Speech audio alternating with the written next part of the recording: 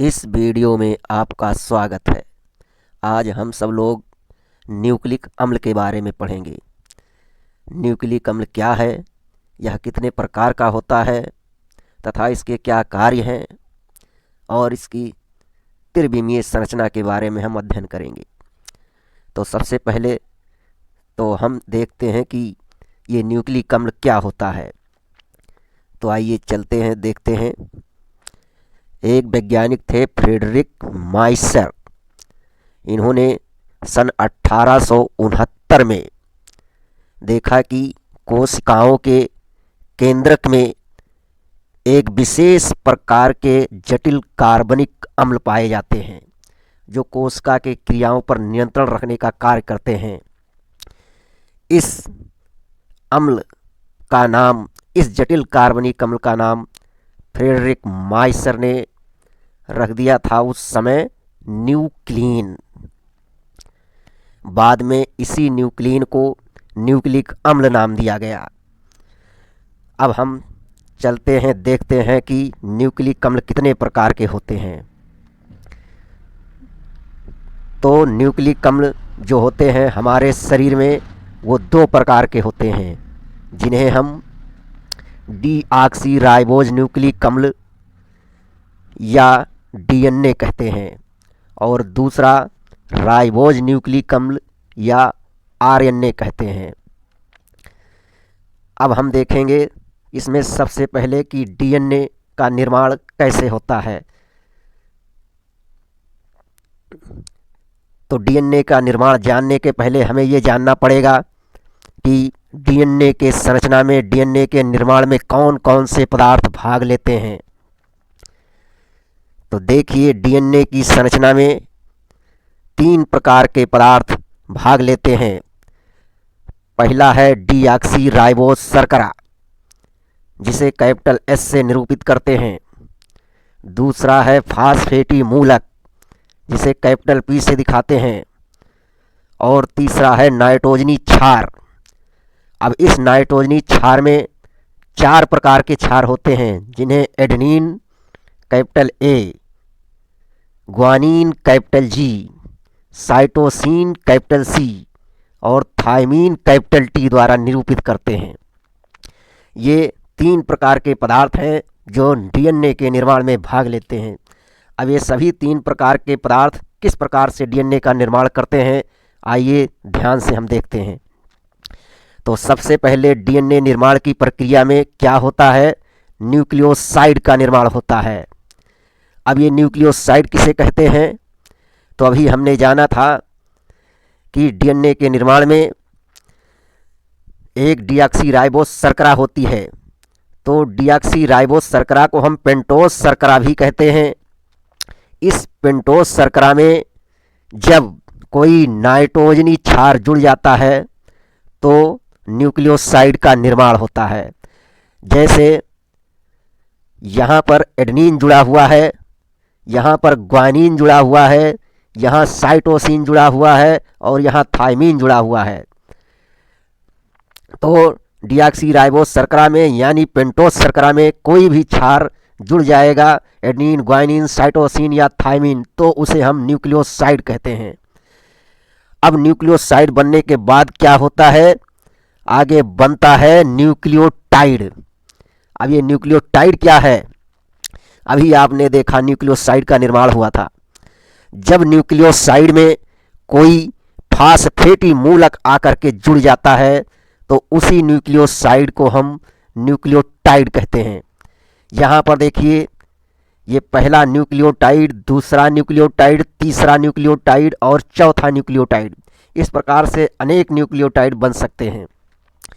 Nucleotide बनने के बाद अब आगे बनेगा पॉलीन्यूक्लियोटाइड।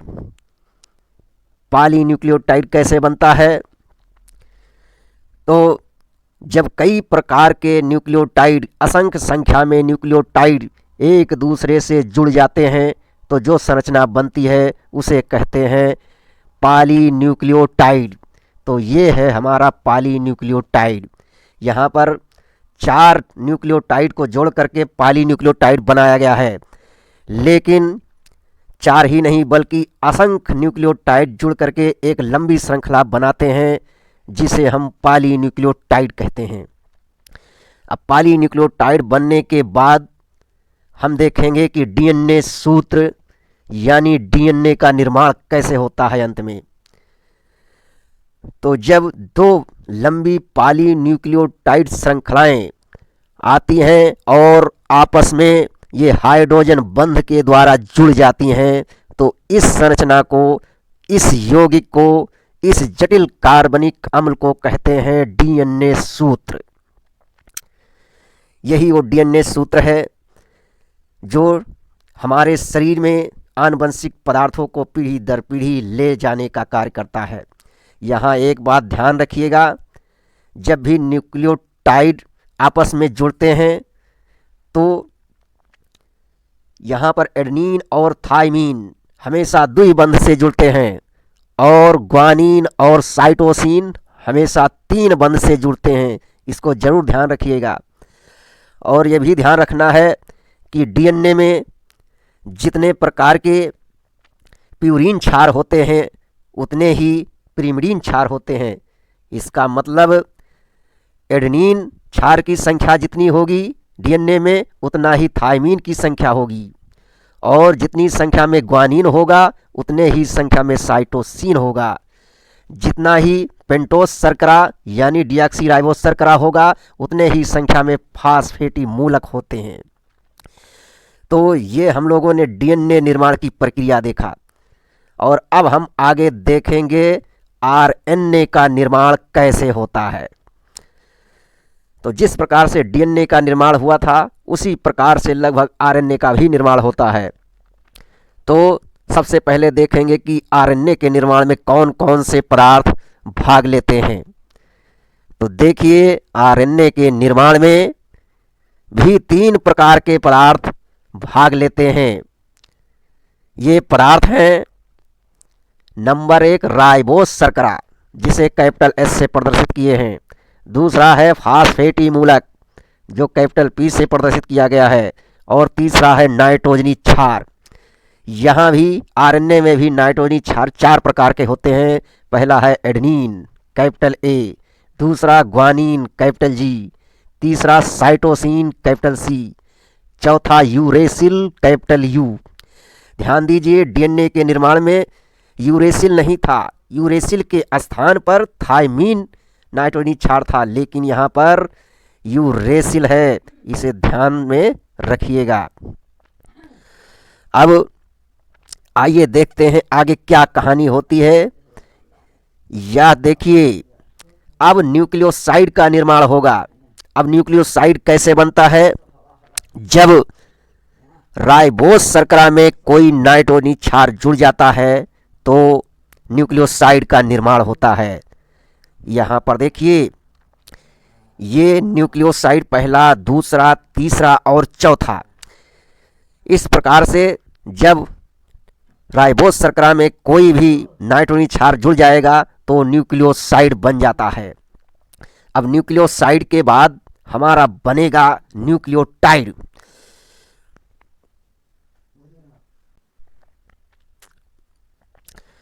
जब न्यूक्लियोसाइड में हमारा फास्फेटी मूलक जुड़ जाता है तो बनता है न्यूक्लियोटाइड। यहाँ देखिए, पहला न्यूक्लियोटाइड, दूसरा न्यूक्लियोटाइड, तीसरा न्यूक्लियोटाइड और चौथा न्यूक्लियोटाइड। यहाँ पर चार ही न्यूक्लियोटाइड दिखाए गए हैं, लेकिन ये असंख्य न्यूक्लियोटाइड होते हैं जो आरएनए के निर्माण में भाग लेते हैं। न्यूक्लियोटाइड बनने के बाद आगे की कहानी क्या होती है?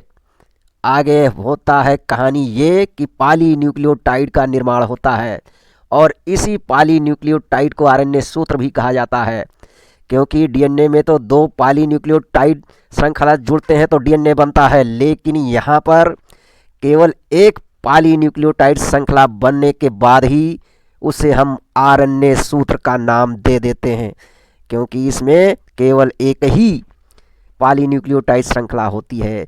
तो इस प्रकार से कई न्यूक्लियोटाइड जब जुड़ जाएंगे तो ये बन जाता है आरएनए सूत्र। तो अब हम आगे चलिए देखते हैं। हमने डीएनए और आरएनए में संरचना तो देख लिया, कैसे बनते हैं, उसमें क्या क्या पदार्थ भाग लेते हैं। अब आगे देखिए क्या देखना है इस वीडियो में। तो आगे हम देखेंगे डीएनए का कार्य क्या होता है। डीएनए तो आपने बना लिया, लेकिन उसका कार्य भी आपको देखना है। तो बहुत महत्वपूर्ण कार्य होते हैं डीएनए के हमारे शरीर में। तो देखिए डीएनए का कार्य दो महत्वपूर्ण है हमारे शरीर में। पहला महत्वपूर्ण कार्य ये है कि ये कोशिका के सभी कार्यों पर नियंत्रण रखता है, और दूसरा सबसे महत्वपूर्ण कार्य है कि ये माता पिता के लक्षणों को उनके संतानों में ले जाता है।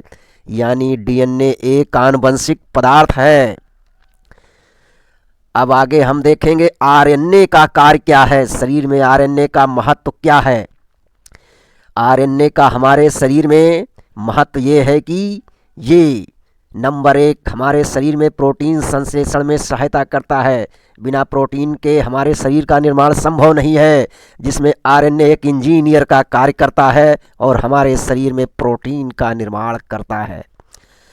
दूसरा महत्वपूर्ण कार्य विषाणुओं में केवल देखा गया है। कुछ विषाणुओं में ये आनुवंशिक पदार्थ का कार्य करता है। ये हमेशा तो आनुवंशिक पदार्थ का कार्य नहीं करता है सभी प्रकार के जीवों में, लेकिन कुछ विषाणुओं में आरएनए आनुवंशिक पदार्थ का कार्य करता है। तो हमने डीएनए और आरएनए का कार्य भी देख लिया। अब हम चलिए देखेंगे कि डीएनए और आरएनए में क्या अंतर होता है। तो एक तरफ हम डीएनए को लेंगे, दूसरी तरफ आरएनए को लेंगे। तो डीएनए में यूरेसिल नहीं होता है, लेकिन आरएनए में थायमीन नहीं होता है। कहने का मतलब डीएनए में नाइट्रोजनी क्षार यूरेसिल नहीं देखने को मिलेगा, और आरएनए में थायमीन नाइट्रोजनी क्षार देखने को नहीं मिलेगा। दूसरा अंतर चलिए देखते हैं। दूसरा अंतर यह है कि डीएनए में डीऑक्सीराइबोस शर्करा होती है, और आरएनए में कौन सी शर्करा होती है? आरएनए में राइबोस शर्करा होती है। नंबर 3 अंतर, डीएनए में दोहरे सूत्र होते हैं, यानी डीएनए दो पॉलीन्यूक्लियोटाइड श्रृंखलाओं का बना होता है, लेकिन आरएनए दोहरे सूत्र का नहीं बना होता है, इसमें केवल एक सूत्र ही होता है। नंबर 4 अंतर क्या है? नंबर 4 अंतर यह है कि डीएनए में द्विगुणन की क्षमता होती है। डीएनए स्वतः ही एक डीएनए से दो डीएनए में बदल जाता है, लेकिन आरएनए में द्विगुणन की क्षमता नहीं होती है। ये अपने आप एक आरएनए से दो आरएनए में नहीं बदल सकता है। पांचवा अंतर देखिए, डीएनए एक आनुवंशिक पदार्थ है जो माता पिता के लक्षणों को उनकी संतानों में ले जाता है, लेकिन आरएनए आनुवंशिक पदार्थ नहीं है। यह केवल कुछ विषाणुओं में ही आनुवंशिक पदार्थ की तरह कार्य करता है। अब इस वीडियो के अंत की ओर चलते हैं और बहुत ही महत्वपूर्ण टॉपिक की ओर चलते हैं। ध्यान से देखिएगा, वीडियो बंद मत करिएगा। अब हम देखेंगे कि डीएनए का निर्माण तो हो गया, लेकिन इसकी संरचना के बारे में, त्रिविमीय संरचना, लंबाई चौड़ाई के बारे में कोई नहीं जानता था। तो आ गए वैज्ञानिक दो लोग। ये दो वैज्ञानिक हैं वाटसन और क्रिक। इन्होंने डीएनए की त्रिविमीय संरचना का मॉडल प्रस्तुत किया था। डीएनए के मॉडल को प्रस्तुत करने के लिए इन्हें सन 1953 में नोबेल पुरस्कार से सम्मानित किया गया था। इन्होंने डीएनए की त्रिविमीय संरचना का पता लगाया था। तो डीएनए की त्रिविमीय संरचना क्या है, चलिए देखते हैं हम लोग। वाटसन और क्रिक दो वैज्ञानिकों ने बताया कि डीएनए की संरचना एक द्विकुंडलिनी सर्पिलाकार संरचना होती है। सर्पिलाकार का मतलब जैसे सांप दौड़ता है रास्ते पर, सीधा नहीं दौड़ता है, उसी प्रकार से दौड़ते हुए सांप की तरह डीएनए की त्रिविमीय संरचना होती है। यहाँ पर यह ध्यान रखिएगा कि ये जो डीएनए के दो सूत्र होते हैं, ये डीएनए के पॉलीन्यूक्लियोटाइड सूत्र एक सर्पिलाकार सीढ़ी का निर्माण करते हैं। ये पॉलीन्यूक्लियोटाइड दो श्रृंखलाएं सीढ़ी के पार्श्वदंडों की तरह कार्य करते हैं और ये नाइट्रोजनी क्षार आपस में जुड़ करके पगडंडों का निर्माण करते हैं। तो इस प्रकार डीएनए की त्रिविमीय संरचना द्विकुंडलीय संरचना होती है, जिसे सर्पिलाकार संरचना भी कहते हैं। इस संरचना में आप महत्वपूर्ण बात को ध्यान रखिएगा कि एक चक्र में यानी सर्पिलाकार एक चक्र में हमारे नाइट्रोजनी क्षारों की संख्या कितनी होती है। तो आइए देखते हैं। इस संरचना में द्विकुंडली संरचना में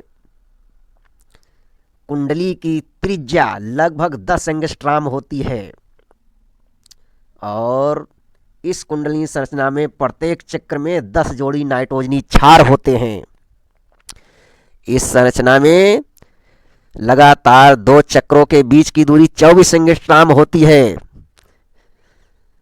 वाटसन और क्रिक ने जिस डीएनए मॉडल को प्रस्तुत किया था वो है बी डीएनए। अब आप कहोगे ये बी डीएनए कहाँ से आ गया भाई? तो पहले ये नहीं मालूम था कि डीएनए का भी प्रकार होता है, लेकिन वाटसन और क्रिक की संरचना के बाद ये पता चला कि डीएनए कई प्रकार के होते हैं, जिन्हें हम ए डीएनए, बी डीएनए, सी डीएनए, डी डीएनए और जेड डीएनए कहते हैं। तो वाटसन और क्रिक ने जिस डीएनए का मॉडल दिया था, अध्ययन किया था, वो है बी डीएनए। तो इस बी डीएनए में प्रत्येक चक्र में कुंडली के नाइट्रोजनी क्षार के जोड़े की संख्या 10 होती है। तो इस प्रकार से आपने डीएनए की संरचना और उसके कार्य के बारे में अध्ययन किया। ये सभी महत्वपूर्ण जानकारी आप लोगों को समझ में आई होंगी, ऐसी हम आशा करते हैं। यदि आप सभी लोगों को मेरा वीडियो पसंद आया हो और अगर आप नए देख रहे हैं तो हमारे चैनल को ज़रूर सब्सक्राइब कर दीजिएगा, पीसीबी गुरुजी। धन्यवाद।